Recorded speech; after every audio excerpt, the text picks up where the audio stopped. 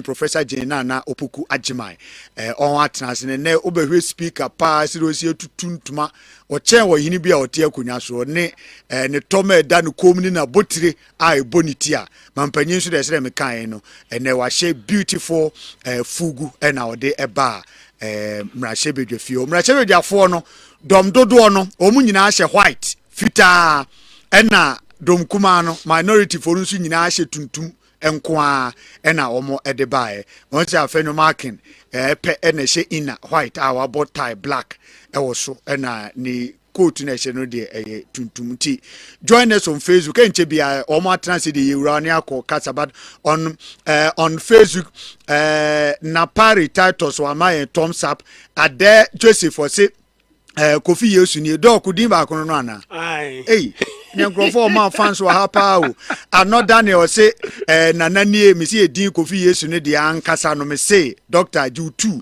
eno ama o2 ewo yen Facebook na say Edwin na champion say you look so gorgeous ewo ha wa ma you know love emoji ewo ho ena ability Richmond nso say Dr. Bafi ena wa ma Ju2 thumbs up no ena barrister 1 or say I love this that is the fact doctor and ono nso ama Ju2 sign no Johnny Walker say bra Bafi you are so gorgeous and ama the love emojis no so Chumesi Ankra say they are taking the e-levy from Ghanaians.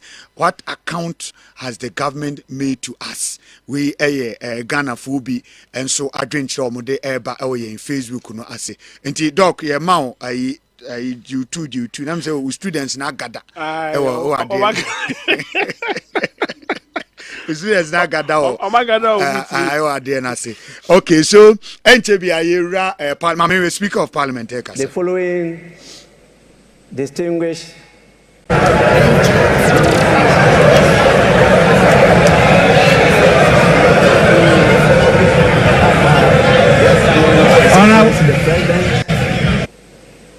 he is not here alone. He's present here with his spouse by the name Her Excellency Lordina Mahama. We have the Vice President, Her Excellency Professor Nana Jane Opoku Ajiman.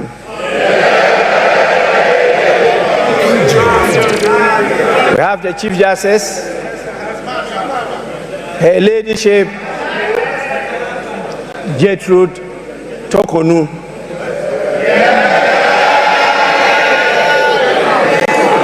We also have the spouse of the Chief Justice, Mr. Francis Tokonu. And definitely the spouse of the Speaker, Madame Linda Ofosua Obo.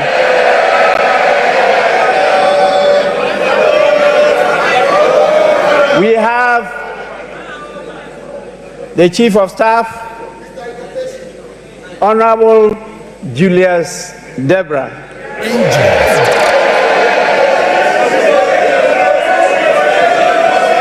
And we have a number of our Lordship, the Justices of the Superior Court of Judicature with us here. We also have the Chairman of the Council of State, our former Speaker, Right Honorable Eduardo Ajahu. And we have the former President, always present, His Excellency John Ajekum Kufuor.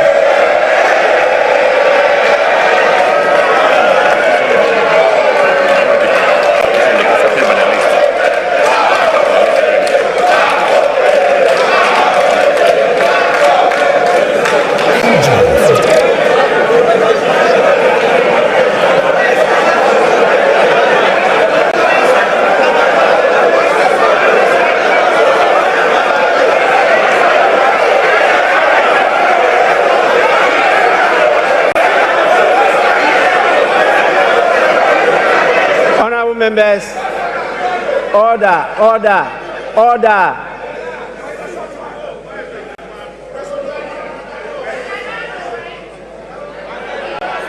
Honorable members, please, we are recognizing those present.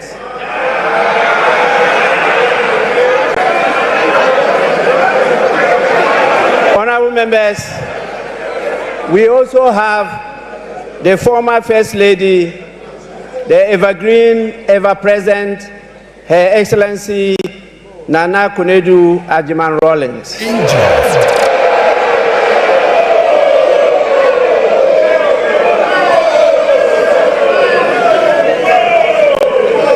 We have with us the National Chairman of the National Johnson Asiedu Nketia.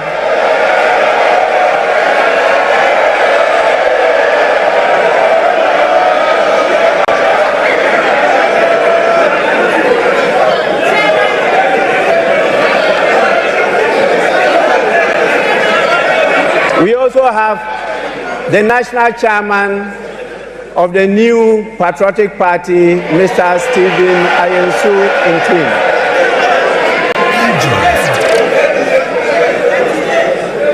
We have the General Secretary of the National Democratic Congress, Mr. Phoebe Viavi Kwete.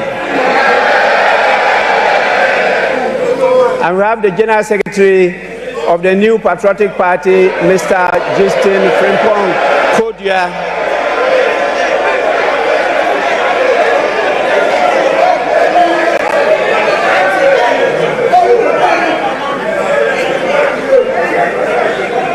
We have, as usual,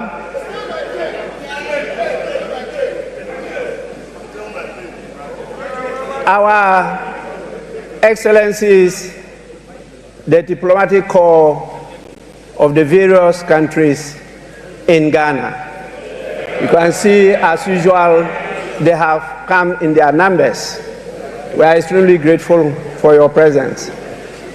And we have the couples, the heads of the various security services with us.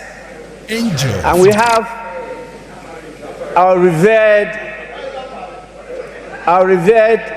chiefs, queens, and queen mothers with us here.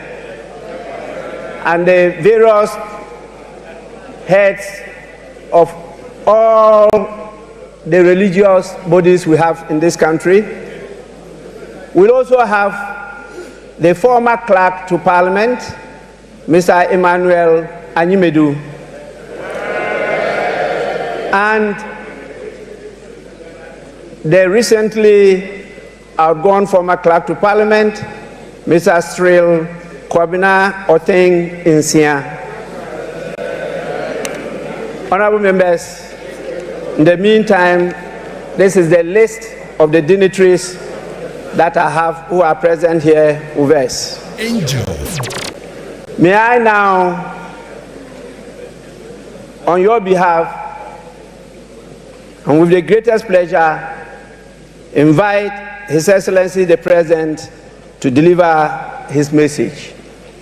Your Excellency, you may do so now.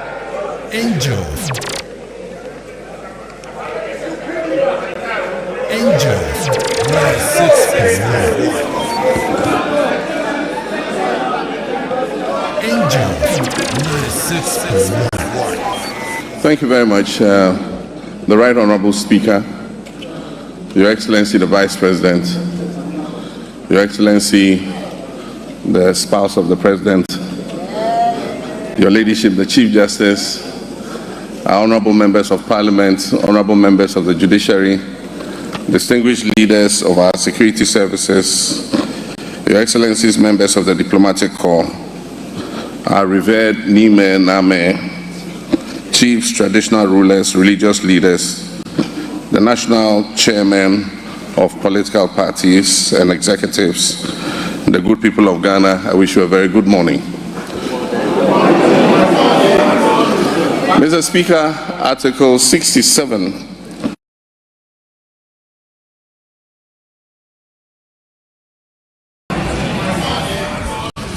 Mr. Speaker, Article 67 of the 1992 Constitution requires that the President address the people of Ghana in whom sovereignty resides on the state of the nation.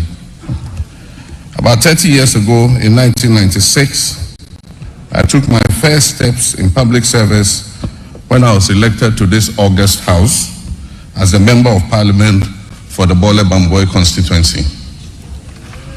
For 12 memorable years, I forged many enduring friendships and alliances while working with colleagues from both sides of the House to shape Ghana's legislative agenda and advance the development of our beloved country, Ghana.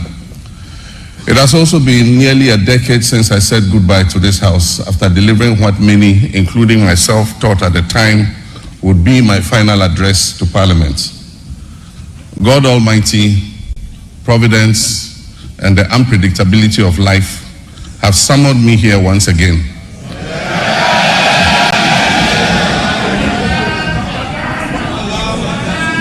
On the back of a historic electoral mandate from the people of Ghana to deliver a message on the state of the nation. That mandate came with an unprecedented majority in Parliament. And here I am once again to deliver a message on the state of the nation. Mr. Speaker, I wish to convey my heartfelt gratitude to Parliament for the prompt vetting and approval of my nominees for ministerial positions. This efficiency is unmatched in the history of the Fourth Republic, demonstrating the strides we can make when we come together in our dedication to serve the people of our great country. I believe that a similar dispatch will be applied to the approval process for my deputy ministerial nominees. This will enable them to promptly assume office and assist their ministers in delivering our noble vision of resetting our dear nation.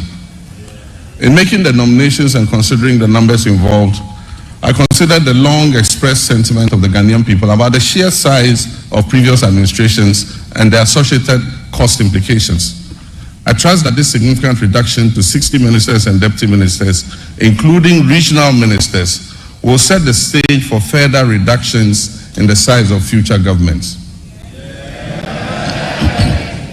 With the inauguration of the Council of State, we can begin to what existed under previous administrations. All this is aimed at leading by example in cutting down government expenditure and reducing the budget deficit. Let me begin, Mr. Speaker, by invoking the timeless words of the hymnist John Othman Jr., who encourages us to count our blessings and name them one by one. Yes, we're a nation troubled on many fronts, but we also have many blessings, among which is a now firmly established democracy that for all its imperfections has enabled 4 peaceful transfers of power in our land.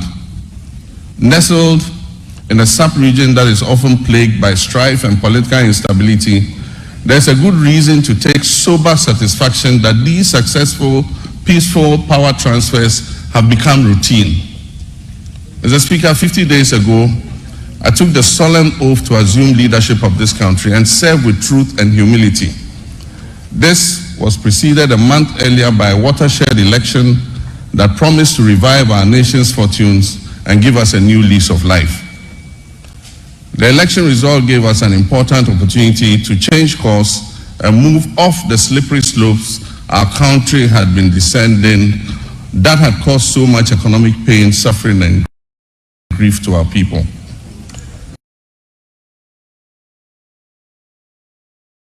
In their collective wisdom and with resounding clarity, the Ghanaian people chose to chart a new path to reset the country's economy. And through their votes, they made it clear that they will henceforth demand the highest standards of governance from those they put in positions of leadership. The good people of Ghana elected me to office with a historic electoral margin of nearly 1.7 million votes.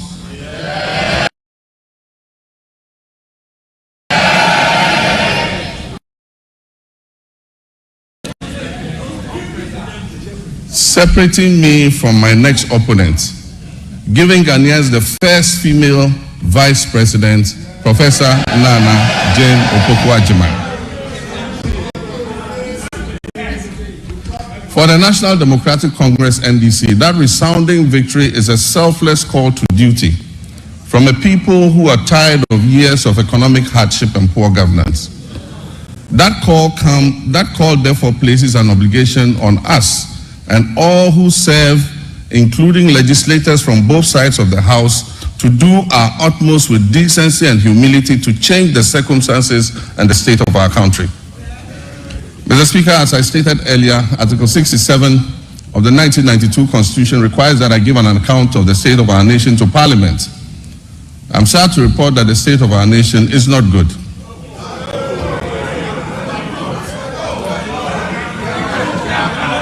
Our economy is in crisis and our people are suffering unprecedented hardships. Mr. Speaker, we will host a national economic dialogue on March 3rd and 4th. On March 11th, the Minister of Finance, on my behalf, will present the budget estimates for the financial year 2025 to this August House. These two events will economic lament and shift blame when confronted with challenges.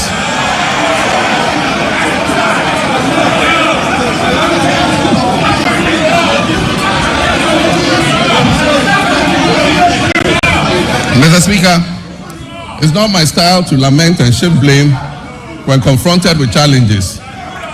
My approach is to accept challenges and work hard to resolve them. Indeed, this is precisely what the people of Ghana elected me to do. I have therefore not come here to lament on the state of our country, though there's much to lament about. I understand why I was elected with such high voter confidence, and that is to solve Ghana's problems. With your permission, Mr. Speaker, and within the constraints of time, I'll take the liberty to elaborate on how we intend to address the numerous challenges facing us as a nation. Yesterday, February 26, 2025, marks exactly 10 years since I stood in this chamber, at this very spot, to declare my determination to fix Dumsor, a legacy problem of power shortages. And Mr. Speaker, I fixed it. Yes, I promised to fix it, and I did. And I wish to place firmly on record that from January 2016 until I handed over the administration of this country on January 7, 2017, there was no power rationing or load management in Ghana. Mr. Speaker, today, inspired by the Almighty God and propelled by the massive mandate given to me by the good people of Ghana, I am moved to make a similar purposeful and bold declaration that I, John Dramani Mahama, I will fix the economic crisis confronting our country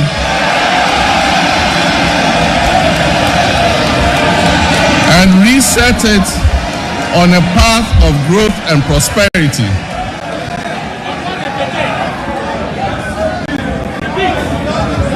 That I will fix the economic crisis confronting our country and reset it on a path of growth and prosperity.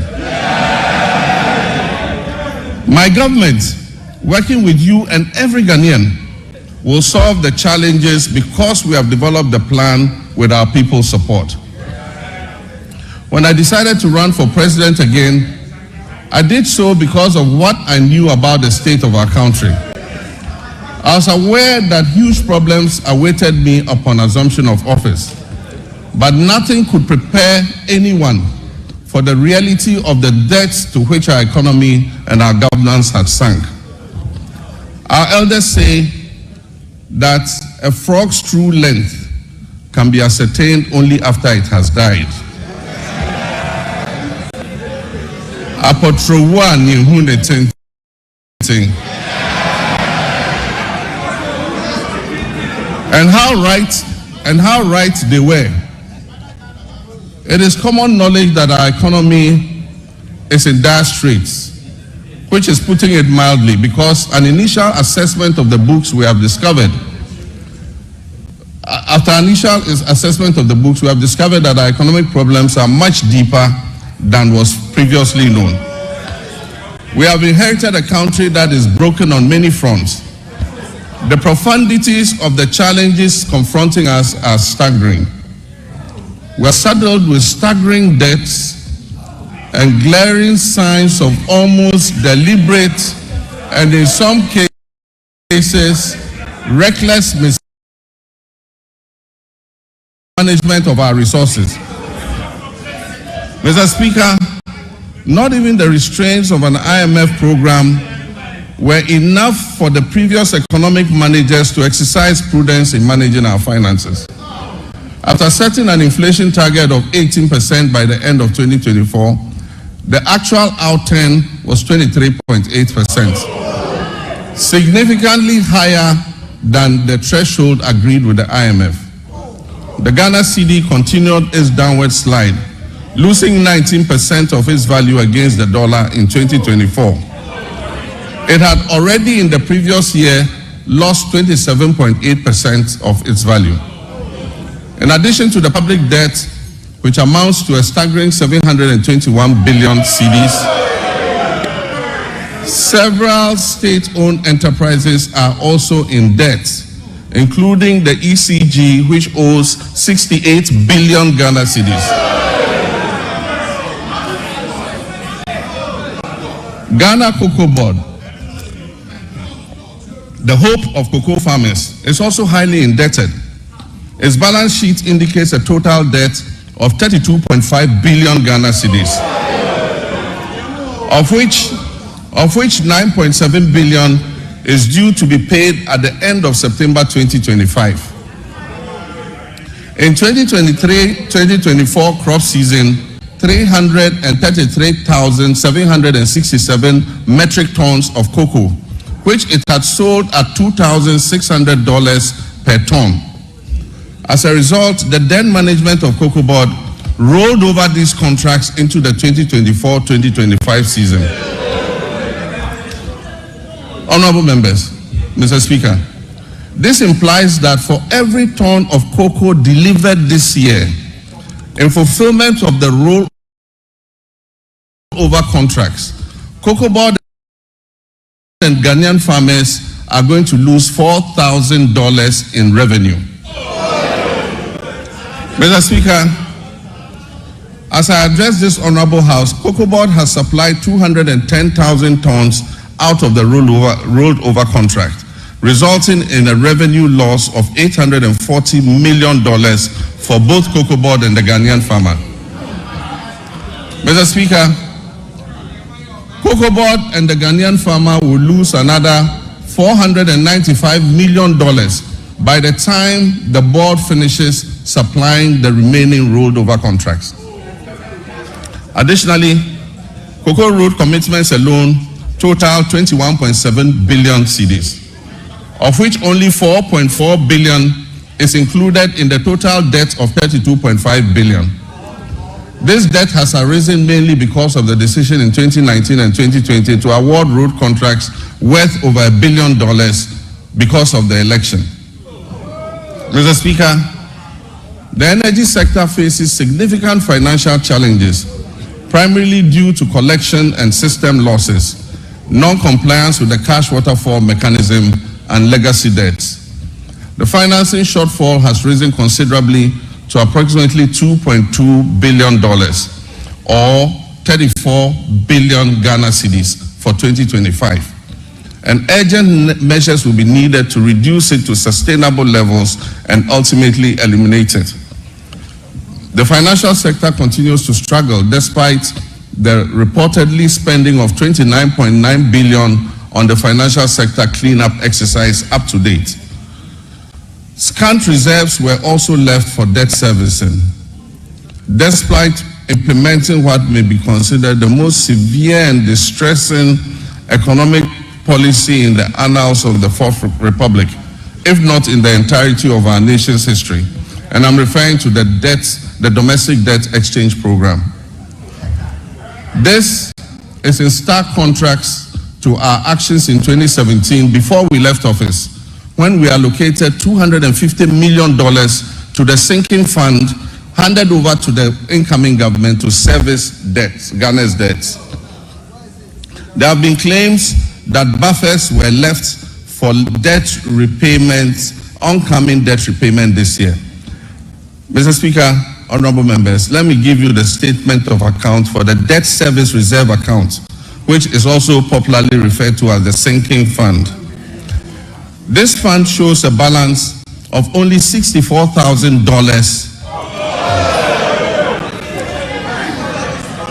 in the dollar account. $64,000 in the dollar account, and 143 million Ghana cedis in the CD account.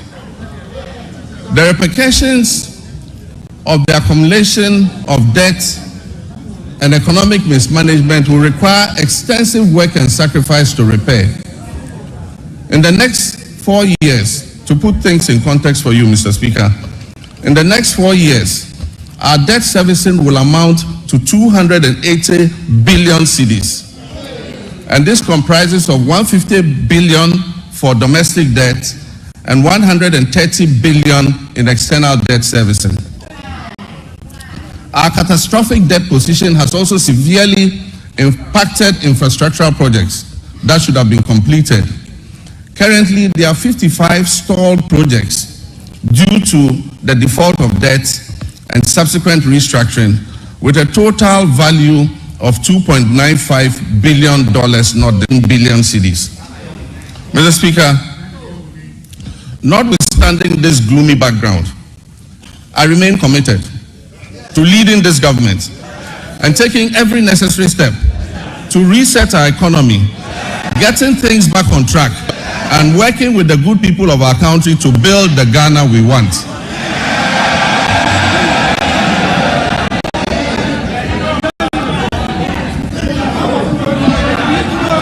Mr. Speaker,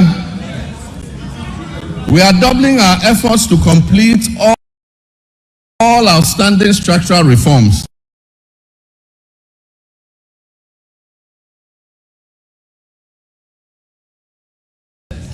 Through the budget, we will implement corrective measures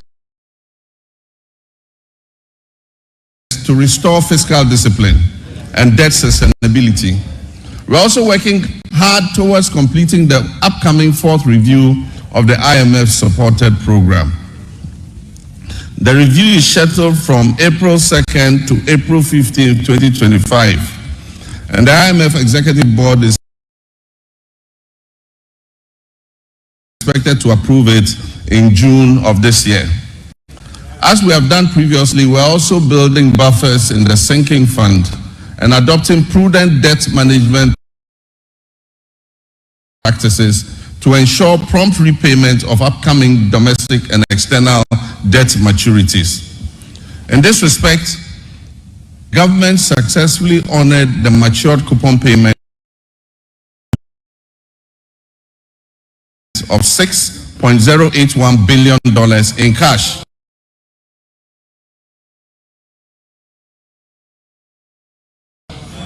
and $3.46 billion in kind,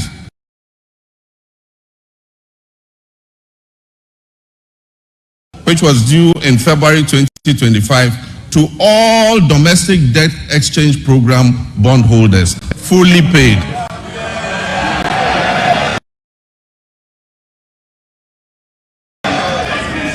Mr.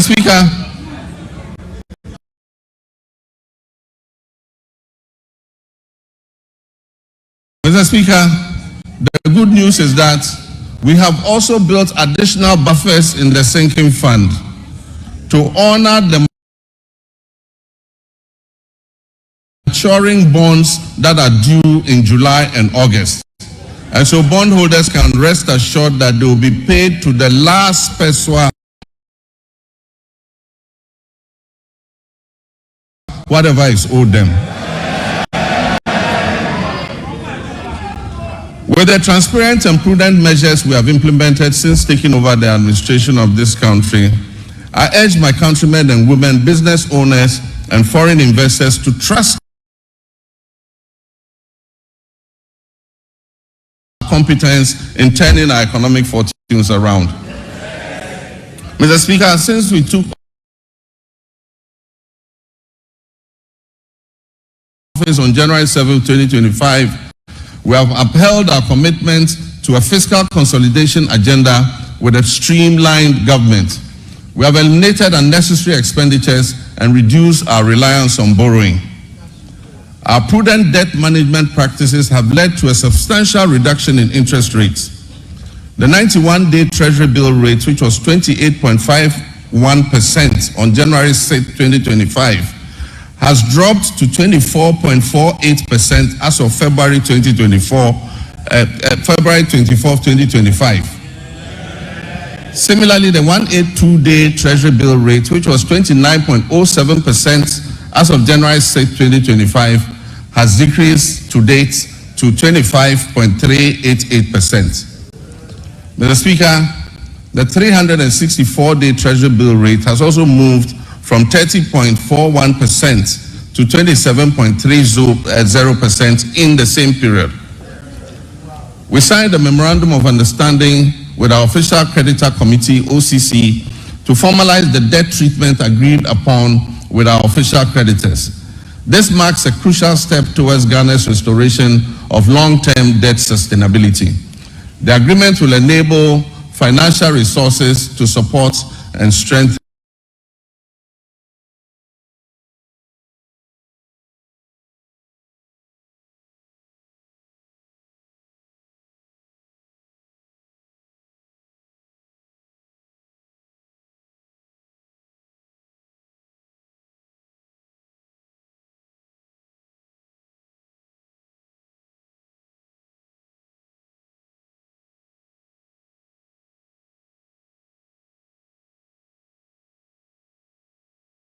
the devastating economic crisis confronting us.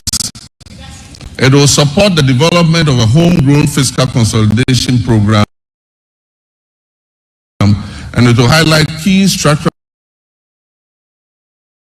reforms and policy priorities essential for resetting the economy and creating prosperity for all our people. I believe there's absolute wisdom in what our elders say, that two heads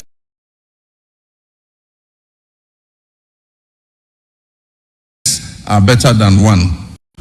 Tikro and Kwejina.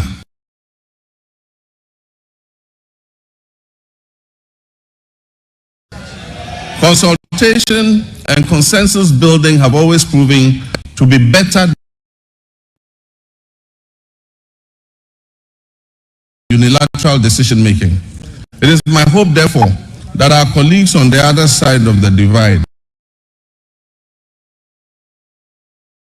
will display love of country and participate in this national dialogue, unlike the boycott of the Senchi Forum in 2014.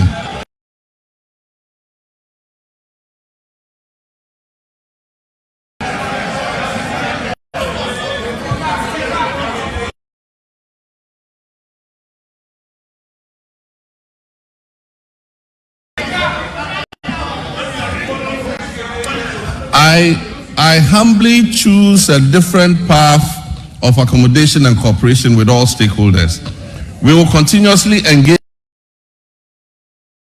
on important issues so that together, as a nation, we can reset our country and focus on sustainable development. Mr. Speaker, honorable members, together we shall build the Ghana we all want. Mr. Speaker, my administration inherited an energy sector on the brink of collapse. It was weighed down by unsustainable debt. This unfortunate situation has led to many independent power producers and fuel suppliers threatening to seize their operations. Mr. Speaker, listen to this. Despite collecting over 45 billion cedis in energy sector levies, ESLA, over the last 8 years, the outgone administration has left the Ghanaian people with an energy sector burdened with a staggering debt of 70 billion cedis as of December 2024.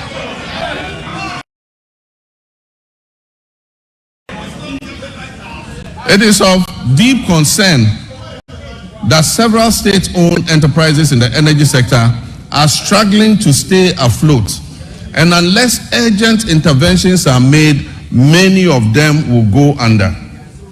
Financial distress in the energy sector and affordable electricity to Ghanaians, and it poses an existential threat to our economy in general. Compounding these challenges, critical maintenance activities such as the scheduled pigging of the West African Gas Pipeline, WACO, were postponed from 2024 to 2025 without sufficient contingency measures for alternative fuel supply. As a result, my administration has had to swiftly mobilize resources to secure emergency fuel. I've been informed that the pigging exercise will be completed in the first week of March, and once again, additional gas will flow from Nigeria. We're anticipating a marked improvement in the power situation once this begins. While the current state of our energy sector poses grave concerns, we must remain resolute in our commitment to energy and green transitions to implement far-reaching reforms, including enforcing a single revenue collection account, strictly adhering to the cash waterfall mechanism, and eliminating all wasteful expenditures by the state utility. Mr. Minister, Mr. President, Mr. Speaker,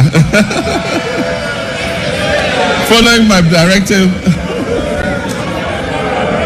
Mr. Speaker, following my directive, the Minister has set up an advisory committee to guide the participation of the private sector in metering and billing in order to improve efficiency and revenue collection and also reduce the high commercial and technical utility company. Has proved highly successful and provides us with a workable framework. ECG provides bulk supply of power to Enclave Power Limited. This is an organization in Ghana.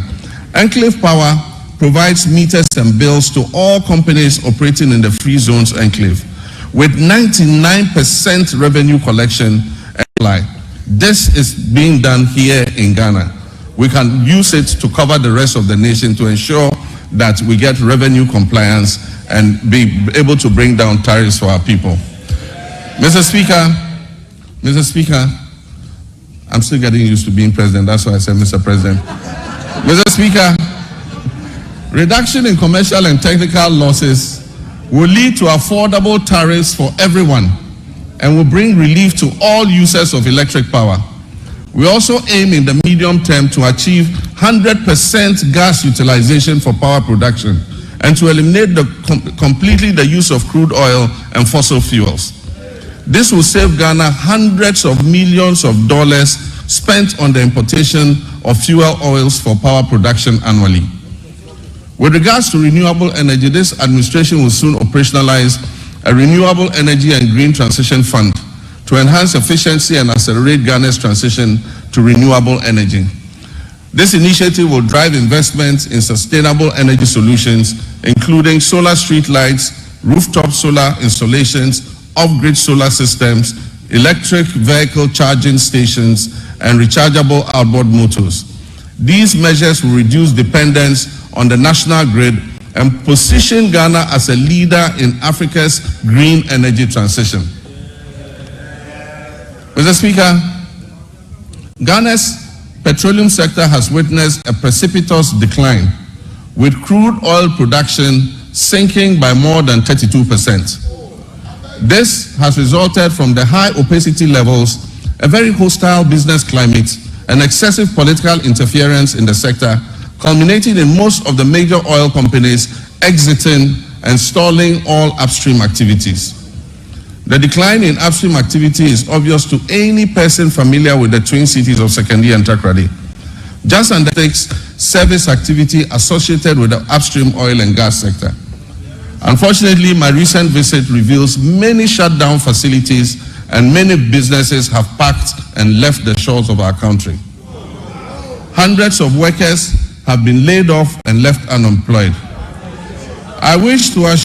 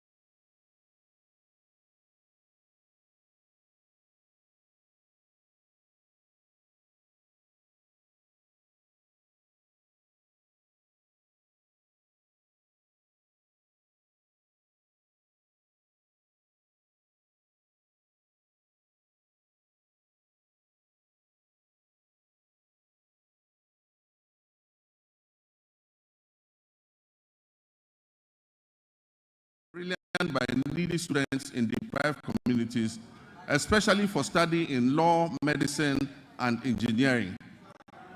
We'll support Islamic colleges of education with infrastructure and logistics, and will enroll youth in Zongo and deprived urban communities in the National Apprentice Program and offer free technical and vocational training. Mr. Speaker, it is important to continue to retain and motivate our teachers in all schools, especially in the rural areas. Government will begin plans for the implementation of the 20% allowance for teachers who agree to serve in rural schools. District assemblies are going to be involved in this scheme to ensure that the teachers are present and teaching in the schools that are selected. This scheme will reward such teachers for their sacrifices and ensure quality education nationwide, not only in urban centers. Mr. Speaker, as part of our Teacher Dabre initiative, the construction of teacher accommodation units to improve welfare and attract teachers to rural areas will commence this year. Mr. Speaker, no new school will be built in this country without teachers' accommodation. Mr. Speaker, honorable members, once again for emphasis and for the record, I, John Dramani Mahama, President of the Republic of Ghana, will not cancel the free SHS program.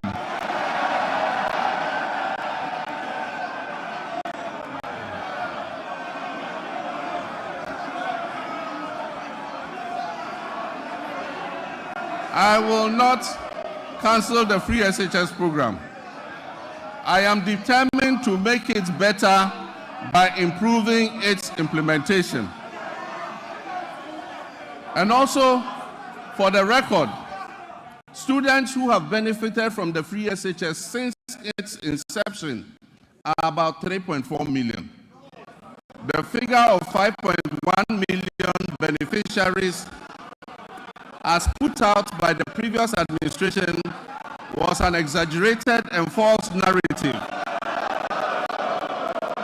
calculated to achieve political credit. Mr. Speaker, while the free SHS program has improved access, the implementation of the program leaves much to be desired. The outcomes of the ongoing National Education Forum will guide our reform efforts in this sector. Mr. Speaker, in line with our promise, the Minister for Education has announced the restoration of Parent-Teacher Associations, PTAs, in the running of schools. It is important for parents and communities to participate in the administration of their schools. The Ministry of Education and GES will, however, ensure that PTAs do not impose unbearable financial burden on parents and students who cannot afford them. Mr. Speaker, the double track system remains a challenge, and we are committed to eliminating it by accelerating school infrastructure expansion and completing stalled educational projects. To fund this, the Education and Finance Ministries are working to uncap the GET fund so that we can accelerate projects in secondary schools. As promised, we have begun improving secondary school feeding, and the children are getting better quality food as I address you.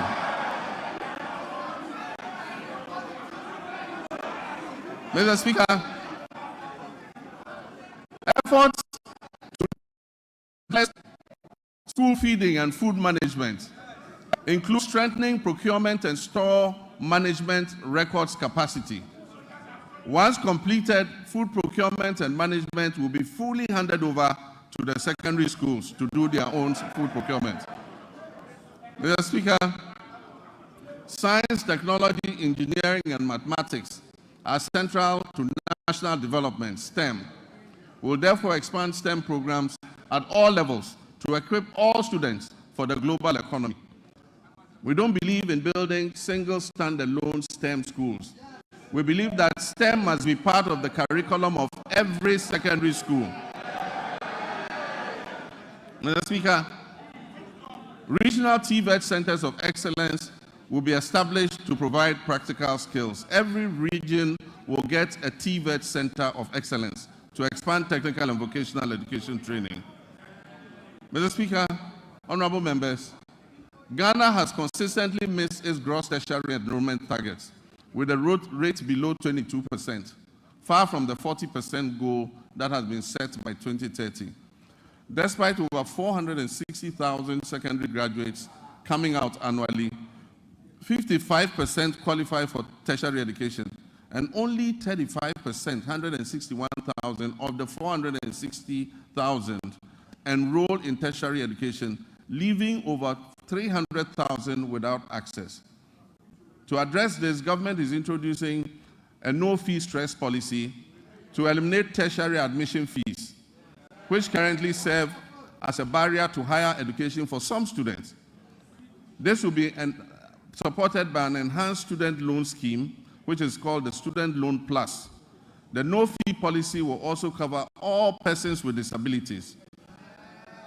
And for emphasis, persons with disabilities will pay no fees for tertiary education throughout their study.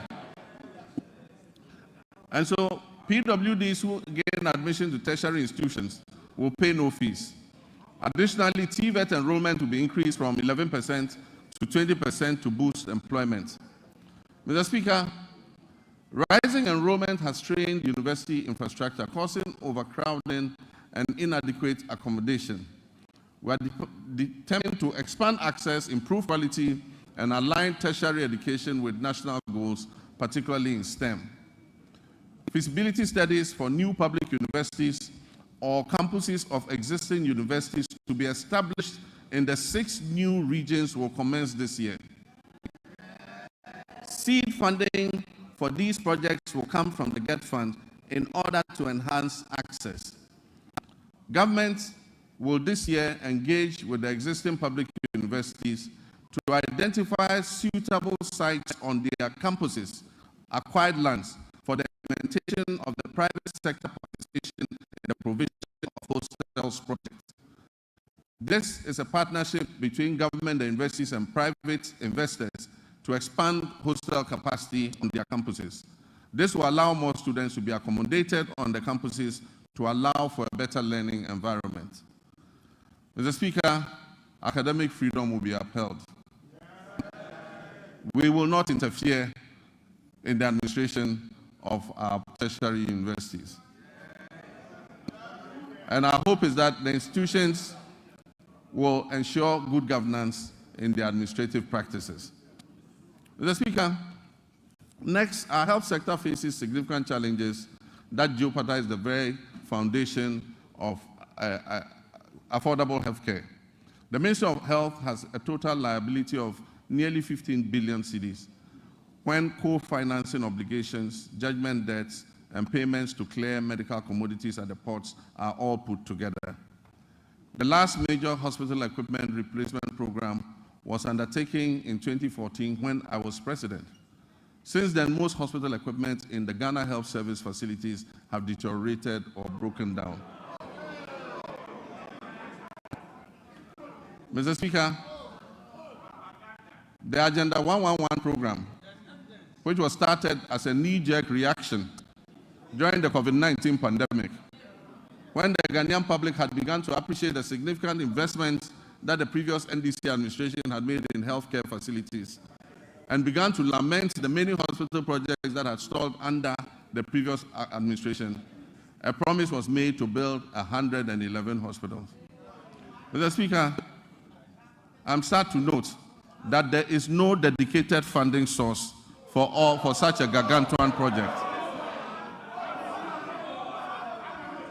There is no dedicated funding source for this gargantuan project. Mr. Speaker, for the record, as I speak, not a single Agenda 111 hospital is operational. In any part of Ghana, I challenge you, not one is operational. Mr. Speaker, And it is worth disclosing, that 400 million US dollars has already been disbursed under the Agenda 111 project. Mr. Speaker, at a rate of approximately $80 million per hospital, this 400 million US dollars spent could have completed and made operational at least 22 of those hospitals. Mr. Speaker, I believe that the money should have been focused on completing a number of hospitals and making them operational instead of spreading it over the current 111 hospitals. As I speak, some are at the foundation level and not a single one is operational. I have directed the Minister for Health to present us with a plan on the way forward for this program. And let me add that we are open to public-private partnerships and franchising to complete and operationalize these hospitals.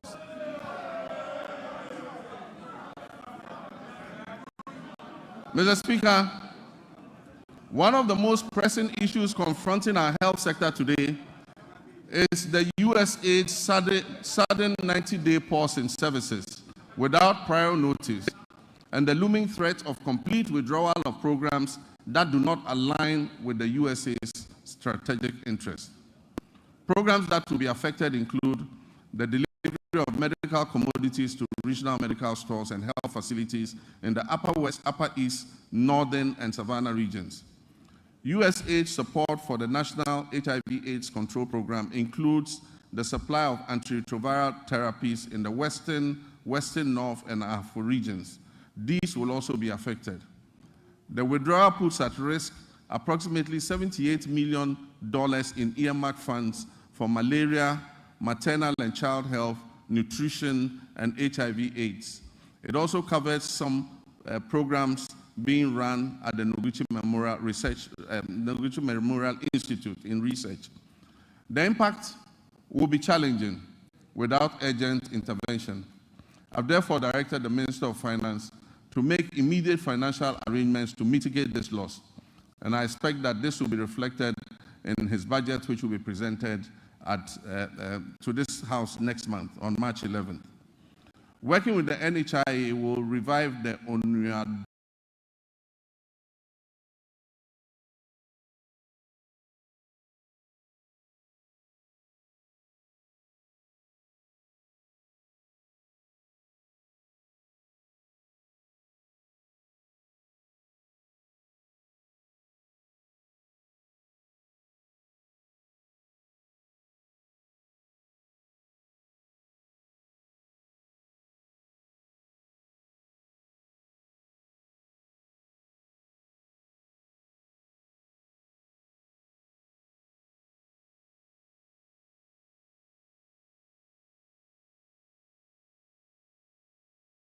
mobile healthcare vans.